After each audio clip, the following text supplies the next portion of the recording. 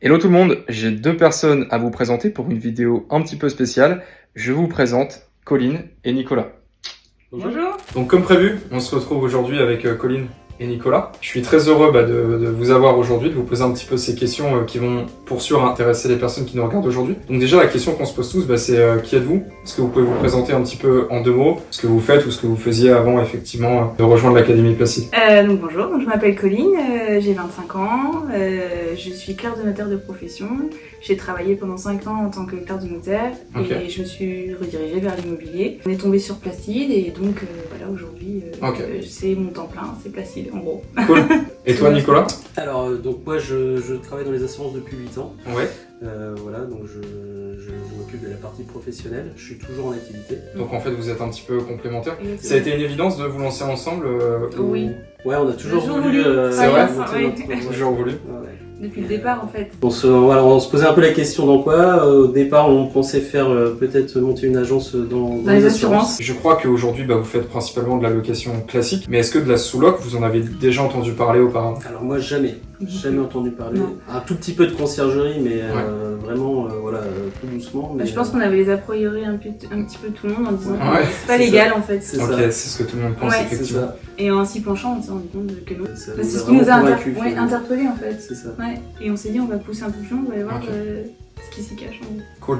Convaincu, interpellé, mais tu m'as dit tout à l'heure un petit peu en off que tu voulais voir que ça fonctionnait effectivement hors bien, puisque comme tu nous l'as dit, tu gères un petit peu des biens de ton côté.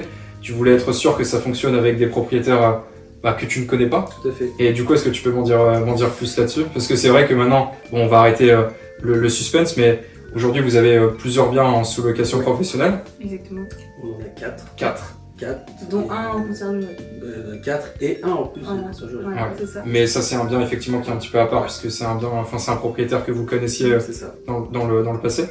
Mais là, du coup, 3 biens en sous-location pro. Et oui, on a démarré l'activité en juin. Donc nous sommes en septembre au moment où on tourne cette vidéo, donc ça fait 3 mois grosso modo. Voilà, c'est ça. Premier bien début juillet. On a eu 15 jours à peu près en fait notre premier bien. Voilà, en fait. Et du coup, comme on cherchait toujours un autre bien, on a eu un deuxième bien en fait, le 1er août aussi. Donc on a eu 2 en même temps. Je me rappelle de ce moment où... À aménager, à rentrer, à décorer.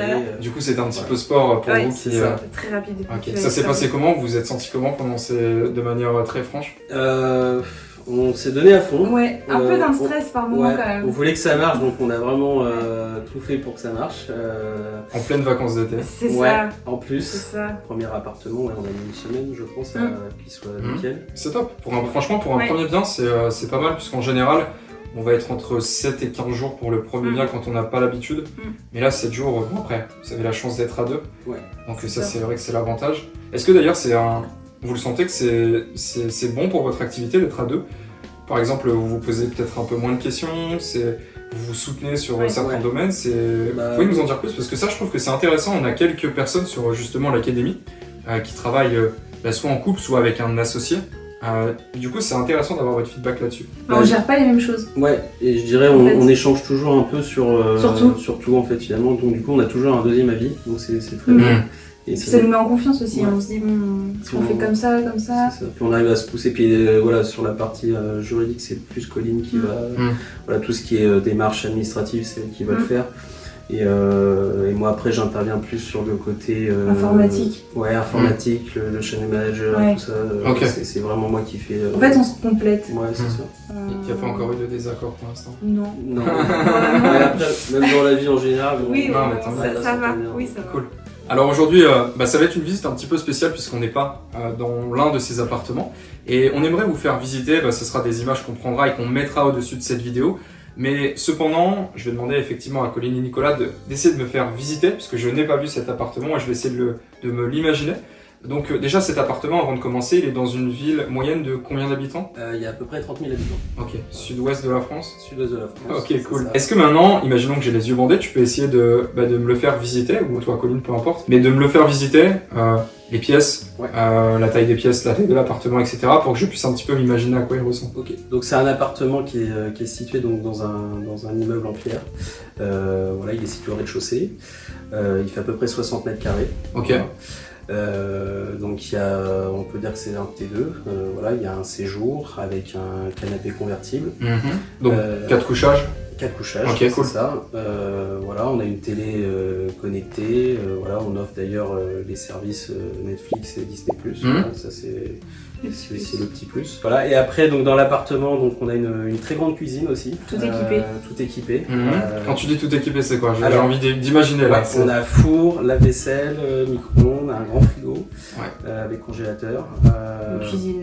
Plaque de cuisson, haute. Micro-ondes. Ok, donc tout équipé. Vraiment tout, la vaisselle, vraiment, tout. Ok, cool. Ça, ce qui est bien, c'est que voilà, le propriétaire avait déjà mis en place tout ça. Ah, c'est top. Donc la cuisine, il y avait quasiment rien à faire. Non, rien. Ça, c'est top. C'est l'avantage des meublés, effectivement, maintenant. Ouais. Ça, on le dit beaucoup. Les meublés, on a tous cette image de la location un petit peu miteuse avec la kitchenette, le petit frigo, etc.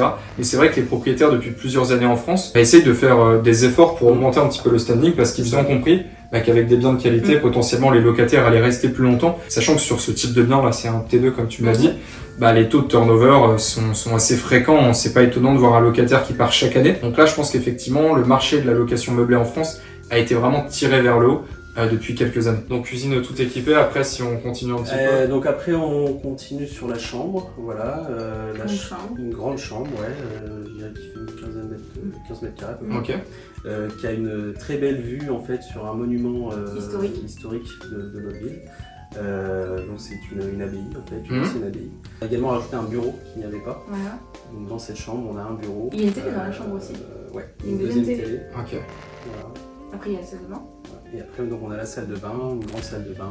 Avec dressing. Avec dressing, un vrai dressing. Machine à laver. J'ai l'impression qu'il est hyper équipé cet appart. Oui. Bah ouais, et tout y était déjà en fait. Pareil, c'était déjà sur le... Ok, cool. Donc ça, on a eu beaucoup de chance de trouver un appartement comme ça. Et après, la terrasse. Voilà. Et la terrasse. C'est ça. Et après, pour terminer en beauté. La salle de bain sort sur la terrasse, effectivement. Ah, c'est vrai, s'il y a une porte directement. Ok. Bah, vous avez de la chance, vous qui regardez cette vidéo, parce que vous allez avoir les images. Moi, je ne l'ai jamais vu. La question que beaucoup de monde se pose à chaque fois sur ce genre de vidéo, c'est un petit peu de parler chiffres. Donc à la rigueur, ce que je te propose, tu t'avais préparé un petit carnet, prends-le, il n'y a pas de... Au contraire, comme ça au moins on est précis. Est-ce que potentiellement là tu peux nous donner, vraiment sans rentrer dans les centimes, mais nous donner par exemple ici, sur les dernières semaines, parce que là ça fait combien de temps que vous l'avez cet appartement? Alors on l'a depuis le 1er août et on l'a mis en gestion...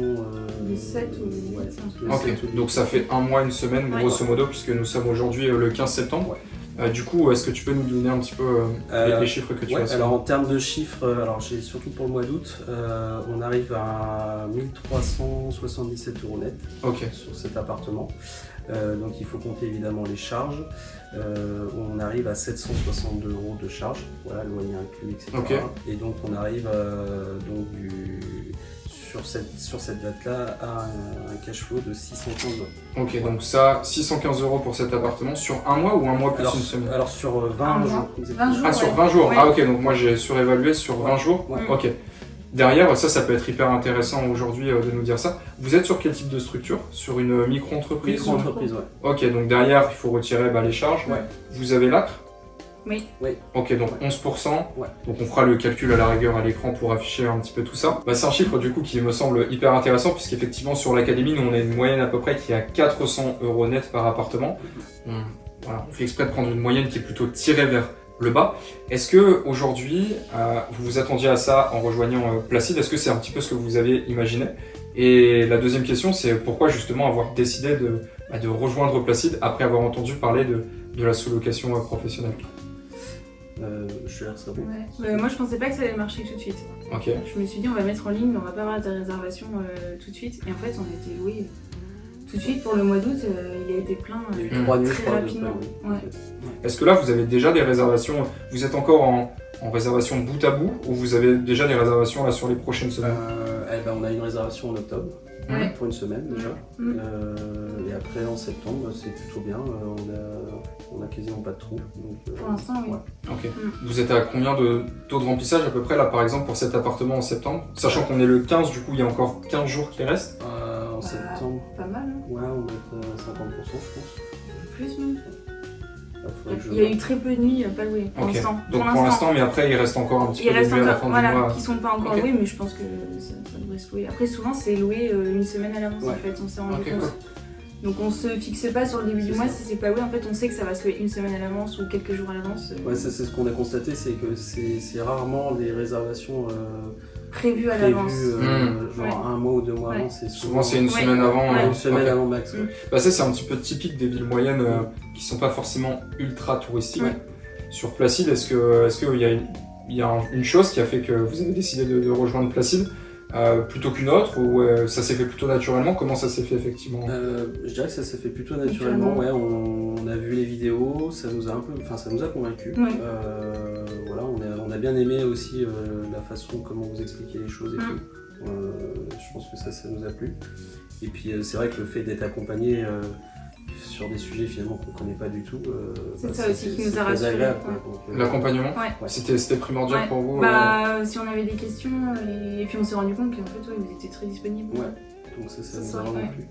Et non, mais je dirais en plus pour cette activité-là, c'est indispensable d'être accompagné parce qu'on gagne beaucoup de temps. Au moins au début. Pour démarrer, en fait, pour comprendre le cheminement de chaque étape, c'est primordial. On perd pas de temps. En fait. Du coup, moi, la dernière question que je me posais effectivement, c'était est-ce que vous avez un petit plan pour la suite? Quelle est la suite des aventures? Puisqu'effectivement, ça on en a parlé au début de la vidéo, tu nous as dit que tu avais été clerc de notaire. Vous, la vocation dans le futur, c'est clairement de switcher là-dessus. C'est pas le cas de tout le monde, effectivement, mais vous avez un petit peu un plan assez particulier et bien pensé, puisque ça semble déjà assez clair pour vous. Est-ce que vous souhaitez, sans rentrer forcément dans les détails, mais nous en dire plus là-dessus? Oui, moi je souhaite en vivre complètement et m'installer en tant qu'agence en fait, et le développer. C'est ça. En fait. C'est ça. Ouais, non, je pense qu'il y a. On a une vision en fait assez lointaine. Une vision à long terme, et je dirais que on aimerait bien franchir le pas, d'y aller vraiment à fond, pour pouvoir faire cette activité-là de manière totalement à temps plein. En tout cas pour moi, c'est sûr. Ouais. Je dirais que ça nous plaît aussi tous les deux et puis ça nous permet de travailler ensemble en plus. Donc c'est quelque chose qu'on a toujours voulu faire. Donc finalement c'est ce qui nous attendait en fait. Voilà. En fait, c'est ça. Cool. Ouais. Du coup la moralité c'est si tu es clerc de notaire, tu finiras par être à ton compte. Parce que on pourrait dire ça comme ça. Ouais. Bravo d'avoir regardé cette vidéo effectivement. Colline, Nicolas, c'était un plaisir aujourd'hui de faire ce petit échange avec vous. Plaisir partagé. Super, donc on se dit à bientôt sur la chaîne, c'est une finition, une conclusion qui est assez courte, mais voilà, ça suffira. À très bientôt sur la chaîne, merci à vous deux. Merci à toi, Justin. Et puis à très bientôt.